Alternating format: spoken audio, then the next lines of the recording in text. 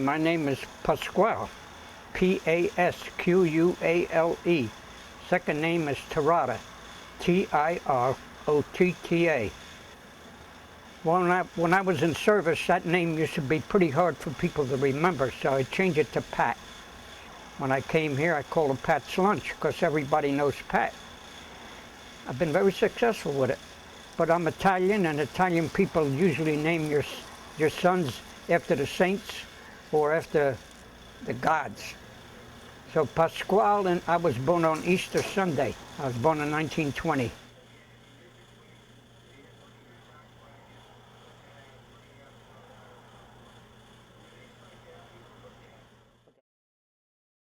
I got drafted. They were drafting everybody. The war had just started, and I just turned 21. So I had to go up to the draft board, and I didn't think they were going to take me because when I was 21 years old, I only weighed 115 pounds, and I'm a small guy. I figured they didn't want me.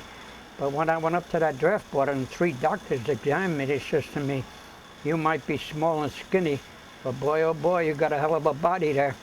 You're going to go to the Mojave Desert with General Patton."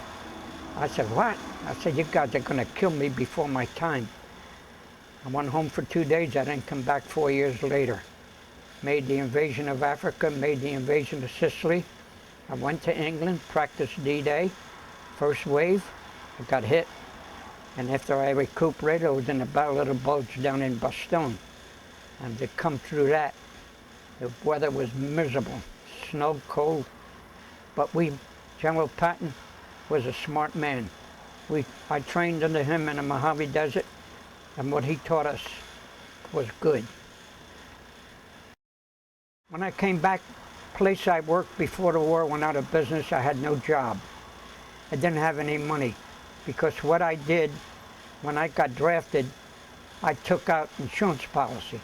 I figured I'm going to get killed overseas, and I figured I get killed, they're going to bury me overseas. Nobody's going to come and see me anyway. So I figured my parents would get some money because they had no money. I had a $10,000 policy. I had no money. So when the war ended, I ain't got any money. I come back home, I didn't have a job. So I was looking around.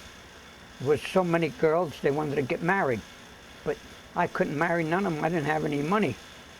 I didn't like this girl, didn't like that girl. I was looking for an Italian girl, a girl that can cook, a non-smoker, and Catholic. So I couldn't find one. So I went to a dance, and I knew all the girls but this girl. She was standing all alone. So I was wondering why nobody asked her for a dance. So I said, I'm going to go up and ask her. So I asked her for a dance. I says to her, "You know, I know every girl here. I don't know you. Where do you live?" She says, "I live in Wildwood." I said, "Where the hell's that at?" I never heard of Wildwood. She said, "It's nice up there." She says, "Nice big boardwalk and everything." I said, "How far is it?" She says, 90 miles. I said, 90 miles? I said, "Man," I said, "how do you get there?" She says, "You get the bus on 13th and Market. You'll be in Wildwood in 2 hours." She says, "I'll pick you up and I'll show you the place." So I said, "How much does it cost?" She says, "You get the bus, it costs you $1.75 round trip." So I scraped up the money and I came up here because I liked this girl. I came up here, she took me into the house, and my father-in-law says to me, "How much money you got? What kind of job you got?" I said, "I have no money, I have no job."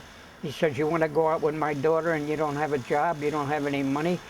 I said, "I'm a veteran." I says, "I got applications, I'll get a job, I'm a good worker." So he didn't give me permission to go with his daughter. So she takes me to the bus to go home. I says, her name was Frances. I says, "I like you so much, but no use me coming here. Your father doesn't seem to go for me. Just come back in 2 weeks." So I came down the third time. I come into the house, and my mother-in-law says to me, "There's a restaurant next door, why don't you buy it?" I said, "I can't buy a pair of shoes. I ain't got any money." I said, "I used all my money up in the service." So my father speaks up. He says, "You look like a nice guy." He says, I want my daughter to do good. I'll put the money up for the restaurant, but you're going to pay me back." So I figured, what have I got to lose? I had nothing. They're going to put the money up. I'm going to get the girl I want. So, okay. So the father-in-law pays the money. My father says to me, you go to sleep at night, I clean the floors, clean the bathrooms, put all the dishes where they belong. My mother-in-law, she made all the Italian stuff for me. I took over the rest, my wife and I worked like hell. Had my father-in-law for 11 years, he passed away. Had my mother a year later, she passed away, so I wound up getting the restaurant, getting the girl, getting the restaurant, and getting the house. So being in the nightclub area, I needed parking. And the house wasn't a good house, so I told my wife, I said, you know, let me throw this house out, I'll triple the business here. I said, I need parking. That's what you want to do? Okay. So we tear the house out. I got parking for 11 cars. Get clobbered. When them boys used to let off at 3 o'clock in the morning and knock the doors down. I did good. Let me tell you something. I used to have a grill go from there to here, okay? Now, I used to buy small clams, steam them. I used to buy them for a penny a piece, okay? I used to wash them, and I had 2 big pots on the fire, on the grill at all times. I dumped the clams in there, put a little seasoning in there, and then to eat them, you know how many orders I used to get? One guy, give me 20 dozen. They're that tiny. Cocktail sauce, ketchup. The girls had to pick it up. They used to fill them up. I used to have big dishes like that. I used to get rid of sometimes 5,000 clams in one night. Yeah. And the guys used to come out of the clubs at 3 o'clock. Guys, they eat them clams like they were out of style. Some guy eat 20 dozen. I was getting 40 cents a dozen. It cost me a penny a piece. And I'd have a bag of clams always ready in the sink, wash them. And I had a couple of big pots, dump them in the pots, put some seasoning in there. They used to steam clams and go like crazy. Let's get to this building. Let's go back to 1940. That was all water out there, okay? So the contractor comes in here and puts this building up here. Put piling and a good 2 foot higher than that side for the floods. This was the real estate. You came in here and you picked out a house and they built it for you. If you had trouble with the boss was in the other room. He made the final price. And then 1966, he went bankrupt. He wasn't paying the contractors. I came along, I saw the building up for sale, I bought it. And from that time on, I became nothing but #1. Well, look, when I came here, I said, if I make hoagies, pizza, everybody's got hoagies and pizzas. I said, if I make that over here, nobody's going to come from town to come and buy mine. So I decided to change the menu.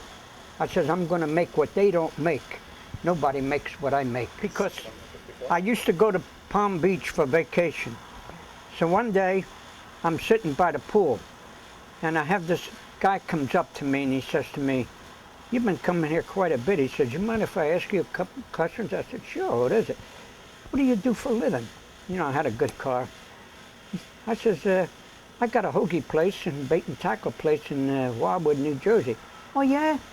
He said, I'm from Maine. He says, I make lobster rolls. He says, you make lobster rolls there? I says, no. I says, I can't get lobster, you know, you have to buy it from Maine because they got the big plants, they process, they got the clam, the lobsters. So he says to me, you know what? Are you on a main street? Do you have traffic? I says, yeah. Put a sign out there, you got lobster rolls. He said, nobody in town's got them, you're going to get the business. So we had them big signs made. When I put them out there, he's the only one that's got them, and they come in and they love them. I buy the lobster and I chop it up, and I mean, you're getting a good chunk of lobster meat, which you won't get nowhere but here. Takes me an hour, I'll make a big bowl like that. I don't have no machine to clean, and I don't have 5 different items to buy. Nobody's got it. Put a big sign out there, #1.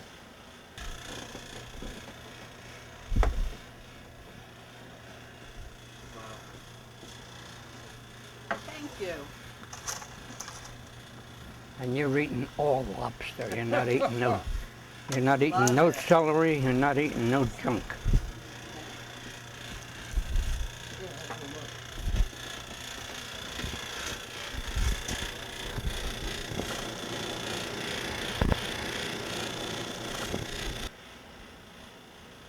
Well, there was a place in Seattle. They used to make a she crab soup. So one day, I had one of my customers bring me a bowl of their soup here. I said, I want to see what it is. So I took it, and then I'm a type of guy, when I'm sleeping at night, I'm thinking about different things to try to make. Because I knew I was out here by the boondock, and I got to be better than the people in town or I ain't going to make out. So I used to make soups when I had the restaurant, and they were terrible soups. So what do? I dream about different things. I used to go to food shows. I read books. And I said, hell, I'm going to make a soup. I ain't going to make it the way anybody else makes it. I'm going to make my own recipe up. And I make them. I get all kind of seasonings. Nobody makes what I make. Onion, garlic, Old Bay, and then I got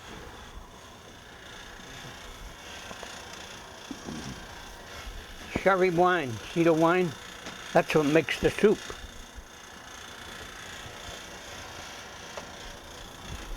And you got to know how much to put in. Then I use some flour to thicken it up.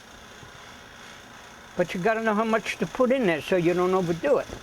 By doing it for so many years, I just know about exactly what to put in there when I'm making the soup. That's the clams. Okay, yeah.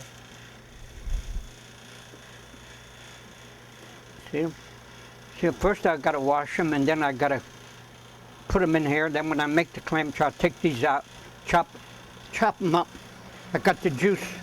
Oh, okay, that's okay. And I get the potatoes. I buy the potatoes, comes cut in a container. Oh, yeah? Yeah, and I dump everything together, then I make the soup. The juice and the clams, I put a lot of clams. See, because got nobody to pay. So I put a lot of clams in there. Plus, when I'm steaming them, I'll eat 10 of them myself. I had to make one of these soups for tomorrow. About 2:30, 3 o'clock, there ain't been nobody coming in. I get the soup ready, but I don't make it.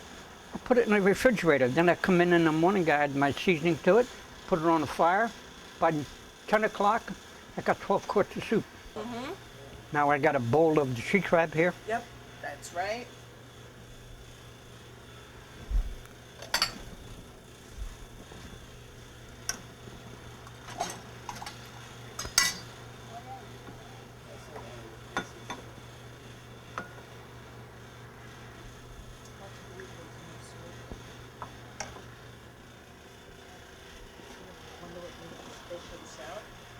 What gives it the salty flavor if there's no salt? That's special seasoning that I got, and it's got cherry wine. See, the cherry wine's a little tangy. Mm-hmm. Is that it salt? goes in both of them? Yeah, all my soups I put cherry wine. Now a lot of people want more sherry, so I give you the bottle and you could dump it in there. All right. Mm. Are they salty? It feels like you added salt. It's not too salty, but No. I thought you I don't seasoned put with no salt. No Yummy. way. I don't use no salt at all. Yummy. See, look, in the seashore, see, I know the seashore. You don't know the seashore like I know. There's two things you need in the seashore. If you're in the right location, bait and tackle and food. Now, people around here, there's hardly anybody that's got bait and tackle. Now, they see my sign, they come in, they say, oh boy, I didn't know you had those traps. I'm gonna buy a trap, and then they turn around and say, tell me something. What the hell is a lobster roll? What's a crab soup? What is it? I say, why don't you taste it? I give you a taste. Don't buy it, just taste it. I give them a taste, they go, son of a gun. You know what? Better give me a pint. Yeah, she crab was good. Yeah. Really good. So when we got a quart of that. Okay? So now they came in for that, they bought this. Now they come in for this. Then they turn around and said, oh, I didn't know you had the tackle stuff. My kids want to go crab and I need some cheap traps. I got them. So now you've got two items that I can handle alone because there's no work on that side. After I hang the stuff up, there's no work. They come in, they buy it, then they turn around, better give me a pint of that soup while I'm here. You hit them on this side. Got it made. What soup do you want here? No soup for me. No thanks. soup. No, we're just Okay. we're going to split the lobster, Lobster roll and a large cheesesteak. First, I use first-class meat. See, I use sirloin. I could buy cheap meat. I don't want no cheap meat. Secondly, I got a cheese that nobody else has got. What's that? It's an American cheese, but a special cheese. Okay. I get it special for me. I don't tell anybody what it is. The cheese is in there. And how do I do this? When I'm making soup in the morning, I got steaks sitting here. While I'm working on the soups, I make these up and I freeze them. When I get a lot of people in here, how many cheesesteaks you got? All I got to do is put them on there and cook them. See, that's sirloin steak. It's no junk. Your cheese in there.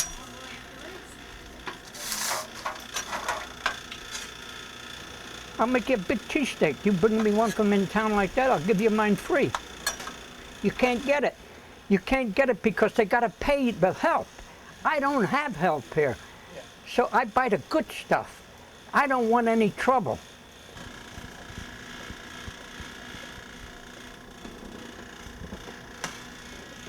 Last summer, I had a group of fellas come in here about 2:30, and they heard about my steaks.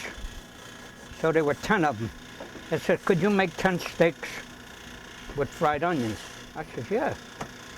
And they came, it was 2:30. And 2:30 is the best time of the day when I'm slow in here. So after they ate the steaks, they raved on them. They said, we're coming back next week, we want 20. I said, I'm not going to make them. He said, why not? I said, you come in here with 20 guys and you want 20 steaks and I'm working on somebody else. I can't do the job the way I want to do it. So he says, well, what do you want to do? We want your steaks. I said, you know what you do? You call me up in the morning. Tell me what time you want them. I don't want 20 guys that come in here. So they said, okay. So they called me up 9 o'clock, said, we're coming at 3 o'clock. Could you have the 20? I said, perfect time of the day. I said, now if I got people coming in, I could work on that and I could watch the clock. I know what I got to make. No trouble. Bang them right out. See the cheese you got on there? See the cheese, how much cheese you got? So I got to flip them one more time and they'll be ready. Oprah, I had the two managers here for years. They had a home in Stone Harbor. So one day they come in and they asked me, they says, you know, we've been talking to Oprah about you and she would like to have you come to New York. Because I had the chef from New York come and check my soups here. And so she got a whiff of me and wanted me to go to New York to put me on television. I said, no way. I said, for God's sake, I'm only one guy. I only got 2 burners. I only can make so much soups.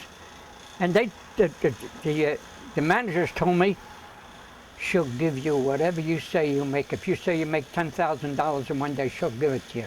She wants you in New York. I said, if I come up to New York and you put me on national television, I'll get clobbered over here. They'll be coming here with airplanes to buy my stuff. I won't be able to keep up. I don't need it. I got enough. What I do here, I want to cater to the people here.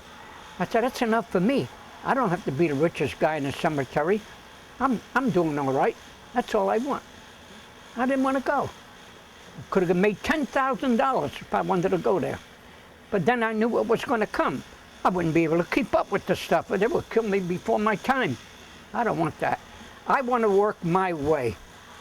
When I came back from service and I survived, I'm son of a gun. I says, what I'm going to do with my life is going to be what I want to do.